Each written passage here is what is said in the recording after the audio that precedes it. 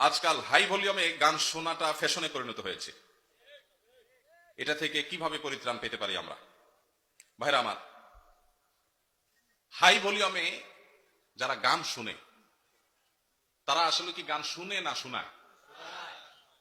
নিজে শুনতে হলে তো খুব বেশি হাই ভলিউমে গান শোনার দরকার নেই। নিজে শোনার জন্য তো লো ভলিউমে গান শোনাটা যথেষ্ট। যারা গান শুনতে চায়, মানুষ আছে একজন বা দুইজন এক জায়গায়, কিন্তু ফুল ভলিউম দিয়ে যখন ঝাঁকানাকা গান শুনছে, পুরো এলাকা কাঁপতেছে মাটি সহ, তারা কি নিজেরা আসলে গান শুনছে না শোনাচ্ছে? এই জন্য প্রশ্নকর্তা ভাই যে ফ্যাশন লিখেছেন, খুব যথার্থ লিখেছেন। এটা যতটা না গান শোনা, ততটা তার চেয়ে বেশি ফ্যাশন।